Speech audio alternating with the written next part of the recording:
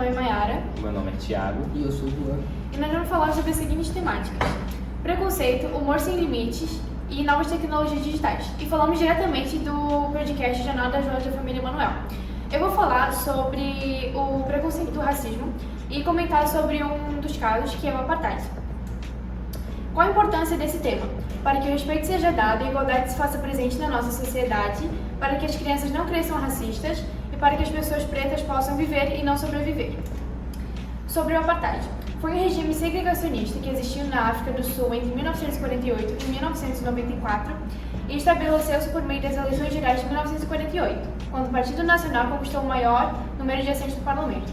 O Partido Nacional, com a grande dominação que ele tinha sobre a África do Sul, ele se empenhou em segregar as bases raciais, tanto no sistema legal quanto no Estado em si. No sistema legal, eles tinham que ter a sua cor escrita na identidade, e no Estado, eles segregaram o território justamente para as pessoas pretas viverem. E foram criadas centenas de leis segregacionistas no país. Aqui nas fotos a gente pode ver que tinha placas limitando o acesso dos lugares para as pessoas negras. Na praia, nas estradas, tinha dizendo que era para tomar cuidado com os nativos, limitando o acesso aos banheiros das pessoas negras. E as características do apartheid. O partido de extrema-direita, o Partido Nacional, sustentou uma série de leis que privilegiou a população branca. Foram estabelecidas 4 raças no país: brancos, negros, mestiços e asiáticos. Aqui novamente a gente pode ver as fotos que segregavam a população preta da população branca. Aqui tem um vídeo de uma série que se chama The Umbrella Academy. Essa cena ela representa um pouco como funcionava esse segregacionismo. Bora, senão eu chamo a polícia. Quero ser seguido, por favor. Nossa, não, garoto. Isso. Inteligente, né?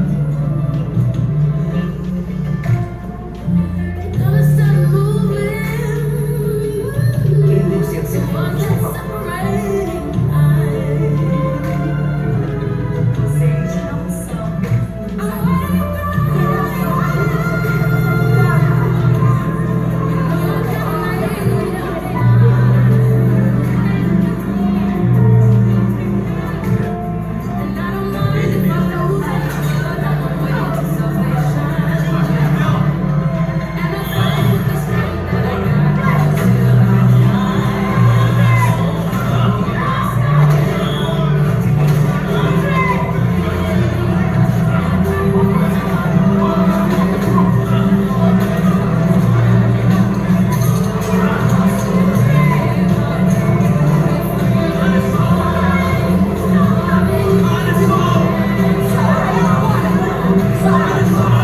Nós temos o direito de estar aqui.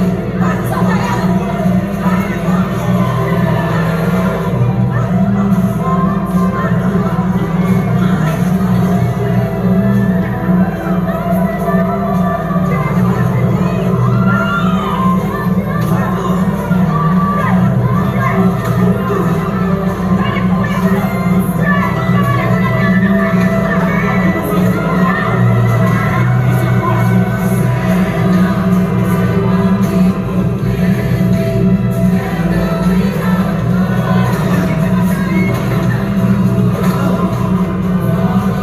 Eu ouvi dizer que você foi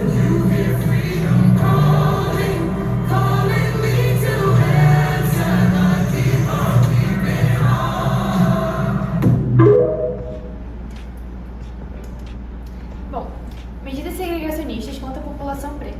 A presença limitada de grandes cidades só poderiam circular nos meios urbanos se tivessem um passe social, foram obrigados a ter a identificação racial em seus documentos pessoais, foram obrigados a morar em zonas conhecidas como os bantustões, que eu falei que tinham segregado o território, e eram os bantustões, que ficavam localizados na África do Sul e no sudoeste africano. Acesso à educação, à saúde e a outros direitos eram negados ou extremamente limitados. Nelson Mandela e resistência contra o apartheid. O apartheid foi sustentado por meio da censura das informações e da violência contra aqueles que resistiam a esse regime da segregação.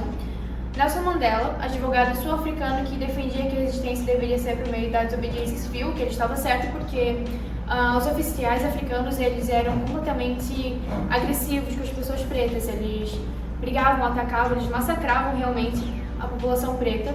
tanto que a África recebeu uma grande pressão internacional por conta dessa violência, o que quase causou uma guerra civil na África do Sul por conta disso. E 69 negros foram assassinados pela polícia sul-africana. Como terminou o apartheid? Se encerrou por meio da presidência de Frederick William de Klerk e Nelson Mandela, que juntos lutaram para que o apartheid terminasse. Intensa pressão internacional, foi o que eu comentei antes, e risco de uma guerra civil. E em 94, a primeira presidência com a participação de todos os restos do país, que foi a eleição que elegeu Nelson Mandela a presidente da África do Sul. E na foto mostra o Frederick e o Nelson Mandela recebendo um prêmio Nobel da Paz por terem exterminado o apartheid. Martin Luther King foi um pastor batista e um dos principais líderes na luta contra o apartheid, contra o preconceito contra as pessoas pretas. Ele foi um grande pensador, deixou diversas frases pra gente, como essa que eu coloquei: a liberdade jamais é dada pelo opressor, ela tem que ser conquistada pelo oprimido. Ele fazia diversas manifestações. Aqui nessa foto tinha 250 mil pessoas indo ver ele, porque ele tinha bastante influência nessa época. E como ele viajava muito, ele ficava muito em hotéis. E infelizmente, quando ele estava descansando na sacada de um hotel, se preparando para mais uma manifestação, mais um protesto, ele foi assassinado com um tiro e veio a falecer. É isso. Bom, eu achei muito importante falar sobre esse assunto, né? Tanto é que o apartheid foi um acontecimento que marcou, e eu acho que isso também entra nas novas tecnologias, porque muita gente acaba destilando ódio contra outras podemos dizer, etnias, né, nas redes sociais, e acaba que tá errado, isso é completamente errado, e esse trabalho está aqui para dizer que foi muito importante esse acontecimento para muitas etnias. Bom, eu achei o trabalho da Mayara muito bom. Se encaixa bastante no meu tema, porque existem diversas formas de fazer piadas racistas. Já existe muito também dentro do meu tema isso. Então, saber sobre isso e conscientizar as pessoas sobre o assunto é bom. Dando continuidade ao nosso podcast, à nossa discussão, eu vou falar sobre as novas tecnologias na sociedade. Bom, por que deste tema? Por que é importante a gente falar sobre tecnologia? Para quem está vendo nosso podcast no YouTube ou no Spotify, está completamente rodeado de tecnologia. Todos nós nessa sala estamos rodeados de tecnologia, e como que ela vai nos afetar positivamente ou negativamente? É isso que eu quero abordar nesse trabalho aqui com vocês. Bom, eu coloquei uma frase e juntamente aqui eu coloquei um distúrbio desconhecido, mas recorrente, que é a sociofobia. Eu coloquei a frase: o indivíduo é social não como resultado de circunstâncias externas, mas em virtude de uma necessidade interna. Então a gente socializa não por uma necessidade de querer, a gente precisa socializar com outros humanos, a gente precisa tocar, a gente precisa conversar, porque é uma necessidade nossa. E a sociofobia é justamente o medo de socializar, e é isso que a tecnologia tem trazido como mal nos últimos tempos. Justamente por querer ficar em casa apenas jogando ou usando novas tecnologias, como o celular, justamente é isso que ela traz de ponto negativo, que é a sociofobia. E junto com ela também vem a nomofobia, que é o medo irracional de estar sem o celular ou aparelhos eletrônicos no geral. A nomofobia, ela é o medo irracional de, por exemplo, ficar sem Wi-Fi, ficar sem bateria no celular, já dá um calafrio. E ela veio também junto com o celular e essas novas tecnologias, né, junto com os smartphones, que estão cada vez mais nas mãos de muita gente. E de muitos novos também, né, gente? Sempre muito novos. Bom, dados importantes sobre o vício de uso do celular. 1 em cada 4 jovens está viciado no uso do celular. A BMC Psychiatry analisou aproximadamente 42 mil jovens do King's College de Londres, e cerca de 23% dos estudados eles tinham um comportamento classificado como um vício, por não conseguir moderar o vício e por prejudicar a concentração do dia a dia. Então, de 42 mil jovens, 23% deles estavam viciados no uso do celular. era caracterizado como um vício, não conseguiam largar, atrapalhava no dia a dia, e está cada vez mais comum. Esse número tende também somente a aumentar, porque o smartphone está cada vez mais presente no nosso dia a dia. Infelizmente, ele vicia, sim, é real, e está cada vez mais comum. Bom, tecnoestresse. De forma bem resumida, o tecnoestresse, tecno, né, vem de tecnologia, e estresse vem de estresse, de ficar estressado, de ficar com raiva.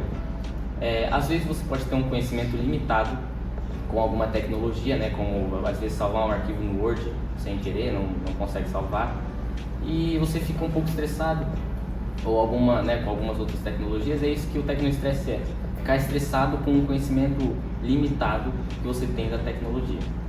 É também muito comum, né, não é nada grave, mas é só um fato interessante. Bom, a saúde afetada pela tecnologia, os vícios causados pela tecnologia. Ali eu coloquei a imagem de um homem, né, deitado já para dormir, mas usando o celular antes de dormir. E aquela tela azul, né, nos olhos dele, o cérebro já bem alerta, acordado. A luz azul do celular, ela vai fazer com que o seu cérebro fique mais acordado, fique mais alerta antes de dormir ainda, né? Pode causar um sono pior, você pode acordar com mais sono também. E um jeito de reverter, né, isso seria com a luz noturna ou a luz amarela. Você pode ativar ela no seu celular, todo smartphone tem. Pode ativar aqui para usar de noite, né? Eu uso, por exemplo, o dia todo, mas para usar de noite é muito bom, porque não fica aquela luz azul, fica uma luz amarela mais, né, melhor. E usar o celular antes de dormir também é algo muito comum, né? Muita gente faz, o que não é recomendado, obviamente, mas ainda assim, querendo ou não, está muito presente na vida de muita gente. E também o vício nos jogos e o sedentarismo. Sedentarismo nada mais é do que ficar ocioso, né? Ficar parado em relação a exercícios físicos, atividades físicas. E o vício nos jogos, ele está muito ligado a isso, porque você fica sentado jogando, né? Fica parado, e o vício nos jogos está bem ligado ao sedentarismo, como eu vou pensar nesse próximo slide também. Os jogos e a sua difusão crescente. As novas tecnologias no mundo dos jogos, como o óculos de realidade virtual. Recentemente, né, durante muitos anos, ao longo desses 20 anos de novas tecnologias no mundo dos jogos, vão vindo muitas coisas, podemos dizer, inovadoras, né, com os jogos, como o óculos de realidade virtual, que é uma tecnologia que está meio pouco acessível ainda para muita gente, porque é muito cara, mas ainda assim é uma tecnologia bem interessante, né? Você vê aquele mundo, você coloca um óculos na sua cabeça e você vê o mundo inteiro, né, na sua frente, como se você estivesse dentro do mundo. Isso é bem legal, é bem interessante de falar. E cada vez mais essas novas tecnologias vão entrando na casa de muitas pessoas, muitos gamers, né, podemos assim dizer. E esse mercado continua expansivo e promissor, tirando os mercados internos de jogos. Eles continuam crescendo mais e mais, tirando também a pirataria. Eles continuam crescendo e vão provavelmente crescer em um número muito expansivo e muito significativo para a economia. Como eu também vou dizer nesse slide. O universo dos games no Brasil. 75 milhões de brasileiros jogam videogame. O mercado de jogos eletrônicos fatura 1,5 bilhão de dólares por ano no país. 75 milhões de 200 milhões de brasileiros. É muita gente jogando, 1,5 bilhão de dólares por ano no país, né? Tirando a pirataria, que não rende nada, porque é a pirataria, mas ainda assim 1,5 bilhão de dólares apenas em jogos é um dinheiro bastante significativo, né? E acredito que tende só a aumentar. 21 anos é a média de idade dos jogadores. A maioria tem escolaridade média e renda familiar acima de 7 salários mínimos. Ou seja, 21 anos, a maioria dos jogadores já tem terminado o ensino médio, né? A maioria deles tem o ensino médio completo, e eles têm renda familiar acima de 7 salários mínimos, o que não é a realidade de muita gente, mas ainda assim muitos gamers têm pelo menos alguma renda familiar boa, podemos assim dizer. 45% dos jogadores se divertem em celulares, depois vem os consoles, 26%, e os computadores, 13%. 45% dos jogadores, ou seja, de todos esses 45%, quase metade, se diverte apenas em celulares, o que não, é claro, não precisa de muito para se divertir. Você pode ir no celular, chamar seu amigo para jogar, vocês se divertem completamente. E depois vem os consoles. Claro que os consoles vão ser um pouco mais caros, vão ser melhores que os celulares, mas vão ser um pouco mais caros, o que não entra no bolso de todo mundo, obviamente. E os computadores vão ser melhores ainda, mas também por serem melhores ainda, vão ser mais caros ainda. Então, por isso que tende a diminuir essa porcentagem, mas ainda assim é uma porcentagem significativa. 58% dos gamers que jogam por diversão são mulheres. A maioria desfruta do passatempo em smartphones, ou seja, além de 58% dos gamers que jogam apenas por diversão, não entram no cenário competitivo, são mulheres, elas ainda jogam no celular. Então é um número bastante significativo de mulheres no cenário dos jogos. Só que isso não é tão visível no cenário competitivo, porque quem tem mais visibilidade é os homens, sendo que as mulheres jogam tão bem quanto. Então eu acredito que também temos que rever essas políticas quanto aos jogos competitivos, né, pelas mulheres serem minoria, mas eu acredito que ainda assim são uma boa porcentagem que jogam por diversão. Bom, a inteligência artificial e o futuro. Não dá para falar de novas tecnologias sem falar na inteligência artificial hoje em dia. Ela está presente na nossa vida de diversas formas, como os bots de resposta programada, né, que são quando você manda mensagem para um saque de alguma empresa, o bot vai te responder, não vai ser geralmente não é, né, um ser humano. Temos o Face ID do iPhone, a Siri do iPhone e a Alexa também da Amazon. E o mais recente também é o ChatGPT, né, que é uma IA aberta, de graça, você pode mandar mensagem para ela e o robô vai te responder. Mas, como também tudo não são flores, também existem alguns problemas que eu coloquei aqui esse tópico. No dia 3/4 de 2023, foi apresentada uma matéria sobre inteligência artificial no Jornal Nacional. Não falava muito bem da inteligência artificial nessa matéria, porque elas estavam falando, né, o Jornal Nacional falando nessa matéria que o Elon Musk, muitos cientistas renomados da inteligência artificial estavam querendo parar o projeto, estavam querendo cancelar as atividades por enquanto de pesquisas com a inteligência artificial, porque ela estava indo para um caminho que não estava muito seguro, não estava indo para um caminho bom.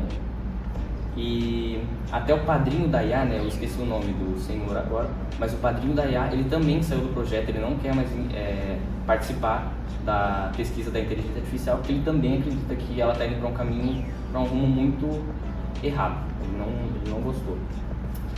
E eu coloquei aqui também, no território nacional, 63% das empresas utilizam aplicações e tarefas baseadas nessa tecnologia. O Legislativo de Santa Catarina, ele apresentou num comercial lá na Globo que eles usam a inteligência artificial, né, que simula a mente humana para poder automatizar processos. Eles usam também para fazer contratos, eles usam para fazer processos, eles usam para algumas tarefas básicas, né? Aí eles usam a inteligência artificial para poder fazer essas tarefas, para não precisar de um humano ir lá fazer. Mas também tem uma parte legal da inteligência artificial, né, que eu decidi colocar, que seriam seriam mais ou menos as pinturas, né? As imagens que ela consegue fazer com a inteligência artificial. A inteligência artificial ela consegue também fazer vídeos que não estão muito atuais agora, mas ela consegue fazer imagens com bastante perfeição. E bom, é isso, né? No mais é isso. Obrigado pela atenção. E eu coloquei essa frase: só depois que a tecnologia inventou o telefone, o telégrafo, a televisão, a internet, foi que se descobriu que o problema de comunicação mais sério era o de perto, né? Fica aí uma frase para se pensar e para se refletir sobre. E aqui estão as minhas referências. Bom, eu achei o trabalho do Thiago muito bom, porque serve para alertar, para mostrar os dois lados da tecnologia, que tem um lado bom e tem o seu lado ruim.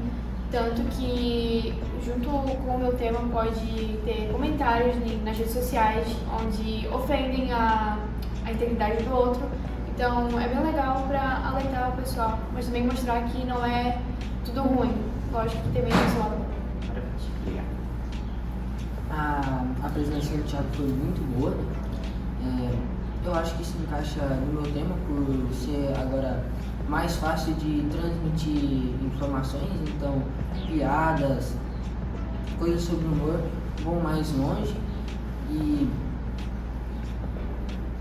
isso. Bom, dando continuidade ao nosso podcast, né, eu vou falar sobre as consequências do humor sem limite, o humor sem limite. Bom, o que é o humor, né? Para a gente entender melhor, o humor é qualquer entretenimento, qualquer coisa que te faça rir, qualquer acontecimento, alguém falando, qualquer coisa que te faça rir é o humor. É basicamente isso. Bom, por que falar sobre o tema do humor, né? Além de ele ser algo transverso, né? Ele tem diversas opiniões, geralmente varia de uma pessoa para outra, o que é engraçado, então pode gerar preconceito, que é um dos problemas também, que existem diversas piadas preconceituosas, humoristas que utilizam do preconceito para fazer as pessoas irem, então é algo que deve ser falado, conversado. Bom, tipos de humor, né? Existe o humor branco, que é um humor mais sadio, algo simples, geralmente trocadilhos, que fazem as pessoas rir sem utilizar de preconceitos ou coisas assim. Também existe o humor sarcástico, que é muito comum, né? Eu vejo isso é muito comum no nosso dia a dia. Exemplo, alguém fala alguma coisa errada e a pessoa é sarcástica ou arruma um problema com isso. O humor grotesco muitas vezes se baseia em ridicularizar as pessoas, ridicularizar algo estético, alguma coisa que ela fez ou que ela deixou de fazer. Isso é o humor grotesco. E o humor mais pesado, que abrange mais áreas do humor, né? Que é o humor negro. O humor negro, né? Ele abrange várias áreas do humor. Muitas vezes, na verdade todas as vezes, ele é 100% preconceituoso, utilizando do preconceito para fazer as pessoas rirem. Bom, como a lei interfere no humor? Existe um artigo, né, o artigo 19 da Constituição Brasileira, que diz que todo indivíduo tem direito à liberdade de opinião e de expressão. Que isso abre muitos caminhos, como eu já disse, ter preconceituoso, racista, de todas as formas que ofenda alguém. Mas existe um limitador, que é o artigo 5º, que temos aquilo que melhor desempenha essa função. Ele diz que você não pode invadir a privacidade das pessoas, invadir a privacidade, ofender. Você não pode fazer isso, é crime, então não pode. Isso são as duas leis que mais interferem no mundo. A diferença entre humor e ofensa. Novos mecanismos de comunicação, como as novas tecnologias, que fazem o humor ser levado para mais pessoas, né? Então ofensas, coisas assim, são levadas diariamente para pessoas gratuitamente, então é ruim. Geralmente o humor acontece com pessoas que já têm uma bagagem histórica, como pretos e etc, né? Que leva